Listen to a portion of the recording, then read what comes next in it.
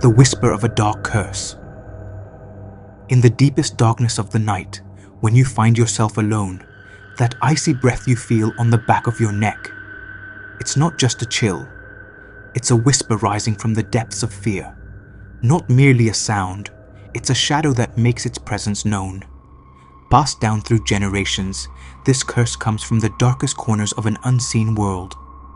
Tonight, the story I will share with you will steal your sleep, chill your blood, and leave you questioning whether you can ever sleep alone again. This is not just a legend, it is a journey into a world ruled by the unknown. If you have the courage to listen to such tales, prepare yourself.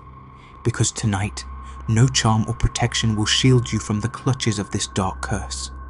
From beyond invisible boundaries, a shadowy figure, its origins unknown, has haunted stories handed down through the ages. Its whispers instill fear in the souls of the vulnerable. This is no mere tale or figment of imagination. It is a nightmare given form. In the dead of night, as the first cries of a newborn pierce the silence, a fragile bond between mother and child becomes overshadowed by an ominous presence. Neither fully alive nor truly dead, this being is trapped between worlds, bearing the weight of an eternal curse. Why target the most vulnerable? This dark figure does not choose its victims at random.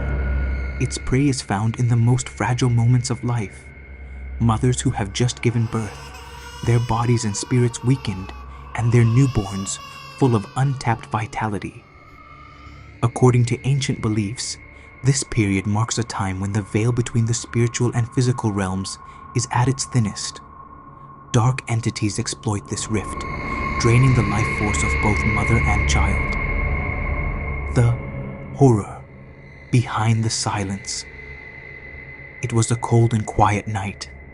A new mother, cradling her infant in her arms, had drifted off to sleep while humming a lullaby under the soft glow of a dim light.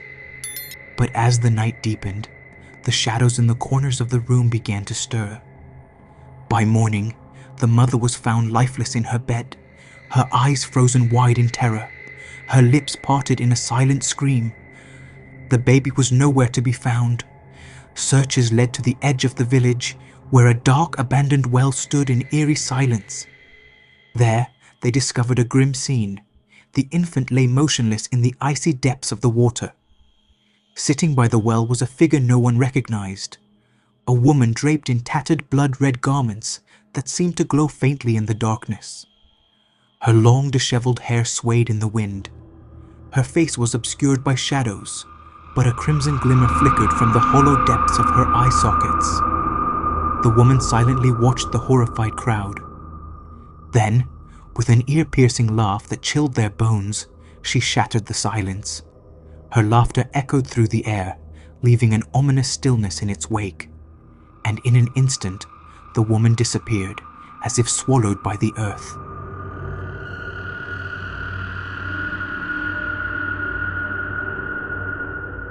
Curse of silence. Silence. That profound, chilling silence marked the triumph of the dark entity.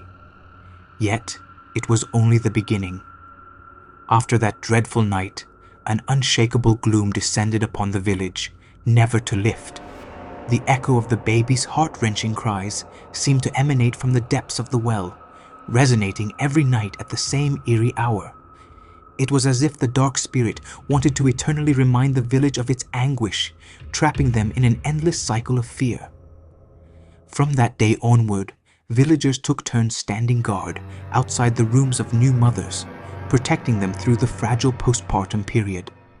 They carried iron objects, believed to ward off malevolent spirits, and recited protective prayers. But the entity they feared, she who thrived on fear and despair, was not deterred by iron or faith. She ruled over the shadows, thriving where hope faltered and dread prevailed, feeding on the deepest fears of humankind. The haunting figure of the night, a glimpse of her terror. Long after midnight, the door to a new mother's room creaks open, its rusty hinges groaning like a foreboding whisper. A frigid gust of air slithers into the room, extinguishing the flickering candlelight that guarded the vulnerable. Her presence is silent yet suffocating, her form gliding as if untouched by gravity. The room grows unnaturally cold, as though death itself has arrived, sending shivers down spines and ice through veins. From the deepest shadows, a silhouette materializes, a spectral figure with long, matted black hair trailing like a shroud of decay. Her locks emit a sharp, musty odor of damp earth and rotting foliage. Her face is grotesque, resembling the decayed visage of a corpse exhumed after centuries in the ground. Hollow cheeks, cracked and bruised lips, and empty eye sockets glowing with a sinister crimson flame create a visage of unrelenting terror. Her skin, pale and translucent, is veined with dark lines, as though a malevolent poison courses through her instead of blood. Her skeletal hands extend, each finger unnaturally long and ending in jagged talon-like nails that gleam in the dim light. In one hand, she often clutches a rusty, blood-stained pair of scissors, a relic said to sever the life force of her victims. But what paralyzes even the bravest is her laugh, a bone-chilling, high-pitched cackle that seems to pierce the soul. It reverberates through the room, the house, and the entire village, leaving behind a suffocating silence heavier than death itself. Her laughter claws into the psyche, dragging her victims to the edge of madness. Signs of her approach, how to detect her presence. The arrival of this dark entity is like an ominous storm, creeping in unnoticed until it's too late. To the untrained eye, life may appear undisturbed, but those attuned to the supernatural sense an invisible veil of dread blanketing the surroundings. Subtle warnings begin to appear, a faint rustling sound in the attic, as if something unseen is moving, the sudden appearance of a flickering, formless shadow near the bedside, or a candle extinguished by an inexplicable draught, plunging the room into oppressive darkness. In whispered tales passed down through generations, elders recount eerie phenomena foretelling her arrival. Mirrors in the room darken, their reflective surfaces clouding, as if absorbing an endless abyss. Water vessels mysteriously overturn, spilling cold, lifeless water across the wooden floor. The house creaks under an unseen weight, and the oppressive silence seeps into every corner, suffocating the living. Most horrifying of all, her presence binds every member of the household in a shared nightmare. The same visions of despair and malevolence haunt their dreams, leaving them trapped in a web of fear even before they awaken. A new terror weeks later, whispers of dread began to rise from another home in the village. In the darkest corner of the room, a trembling, shapeless shadow appeared. Was it a mere shadow, or a demonic entity of flesh and bone? It was impossible to tell. A chilling wave of cold spread across the room as the new mother's skin prickled with fear. Suddenly, the windows rattled with the howl of an unseen storm. The flickering flame of a single candle wavered, as if gasping for its last breath. Then a voice, low, icy and whispering, breathed near her ear. "You called me." The entity had arrived. The mother, her lips trembling and tears streaming down her face, began to pray desperately. But her prayers seemed to vanish into the void, echoing off the cold, unyielding walls. In these moments of terror, no sacred word, no cry for help, no human effort could halt the entity's dominion. Her baby awoke with a piercing wail, a sound so thin and fragile that it clawed at the heart. The cry twisted into a strained, guttural rasp, and then silence. An unnatural, bone-chilling silence. This was not just the absence of sound, it was the proclamation of the entity's ultimate victory. A dreadful encounter.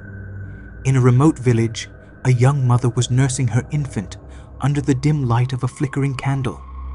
As she cradled the baby in her arms, she sensed a tremor in the room's darkest corner. Her breath caught as she felt a cold, icy exhale trace along the back of her neck. Slowly, trembling, she turned her head.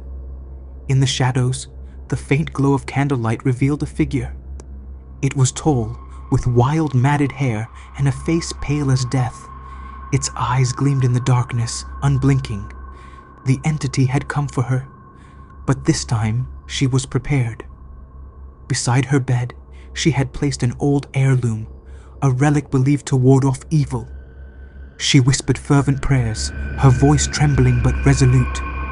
Yet as the entity approached, the air grew colder, suffocating her with its presence. Her heartbeat thundered, her eyes widened with terror. With its long claw-like hands outstretched, the figure drew closer. Just as its talons reached for her, she raised her voice, reciting sacred words with all the strength she could muster. For a moment, the entity recoiled, its face contorted in agony. But then, it laughed, a guttural, bone-chilling laugh that echoed through the room. Its voice, as cold as death itself, whispered, "Your words cannot stop me. I am born from your deepest fears, your darkest nightmares. I am the embodiment of everything you cannot face." That night, a scream echoed through the village, but it wasn't the cry of a child. It was the anguished wail of a mother surrendering her soul to the darkness. The aftermath. When dawn broke, the villagers gathered outside the home. They knocked on the door, their hearts heavy with dread. Inside, they found the young mother lying lifeless in her bed, clutching her baby tightly to her chest. Her eyes were wide open, frozen in a gaze of eternal terror. The infant's hair had turned stark white overnight, its soft strands an eerie testament to the horrors that had unfolded. That day, the village was not just haunted by loss, but by a curse, a shadow of fear that would never lift. Doors were adorned with red ribbons, homes fortified with ancient charms, and prayers whispered from every corner. Yet the presence lingered, unseen but felt, a constant reminder that no place was truly safe.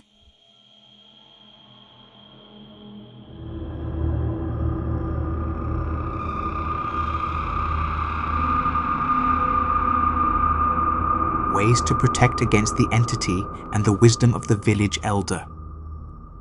The village elder, a wise woman named Aisha, decided to share her ancestral knowledge to soothe the fears of new mothers and protect them from the ominous presence that had haunted their community. Standing in the village square, her trembling voice carried the weight of generations as she spoke about the entity's lore and how to ward it off. The entity, Aisha began, is not just a shadowy figure or a demonic being. It is also a test of faith, patience, and hope. What will repel it is not steel or iron, but the unshakable strength of the heart. What drives it away is not merely the echo of prayers, but the sincerity of a plea that comes from the depths of the soul. She then explained the protective measures passed down through generations. Red ribbon. The color red, Aisha explained, is the symbol of life, vitality, and creation. It is believed to protect against the envious gaze of malicious spirits. A red ribbon tied to the mother's bed, the baby's crib, or the door of the room acts as a shield, distracting the entity and keeping it at bay. Iron. Iron, she continued, has long been regarded in many ancient cultures as a sacred material that repels evil spirits and dark forces. Placing a piece of rusty iron, a knife, or a nail under the mother's bed, near the crib, or in a hidden corner of the room is said to weaken the entity's power and prevent it from entering. Sacred texts and prayers. Reciting or listening to sacred texts, Aisha said, her voice steady despite the weight of her words, is one of the strongest spiritual defenses. Keeping a holy book in the room and reciting protective prayers draws a divine presence that repels malevolent forces. Specific verses or supplications spoken from the heart can weaken the entity's influence. Never leave them alone. The new mother and her infant should never be left alone, Aisha emphasized. The entity seeks moments of vulnerability. Having a trusted companion nearby provides emotional strength and creates a barrier of safety. Light. Darkness is the entity's domain, Aisha warned. Keeping the room dimly lit prevents it from feeling at ease and makes it harder for it to enter. Even a faint glow is enough to disrupt its presence. Salt and garlic. In some regions, Aisha explained, sprinkling salt in the corners of the room or hanging garlic is believed to cleanse the space of negative energy. Salt purifies, while garlic repels harmful influences. However, Aisha reminded the gathered villagers that the most powerful protection lies within. Do not succumb to fear or despair, she urged, her voice ringing with conviction. Pray not just with your lips, but with the deepest part of your heart. And above all, never lose hope. Remember, even the darkest night gives way to the light of dawn. A fragile peace weeks passed, and the chilling laughter, the eerie whispers, and the suffocating presence seemed to have vanished. For the first time in what felt like an eternity, peace returned to the village. But deep down, every villager knew the silence was temporary. The entity hadn't disappeared. It had simply retreated, lurking in the shadows, waiting for its next opportunity. Where fear, despair, and faithlessness existed, it would return. Hidden in the darkness, it watched, ready to strike when the time was right. A final warning. This tale is a whisper from the depths of forgotten lands, a reminder. If you dare to listen to more stories like this, tales that delve into the unknown and explore the depths of fear, don't forget to subscribe to this channel and turn on notifications, because the darkness always returns, and the next story may just uncover the fears you've buried deep within yourself.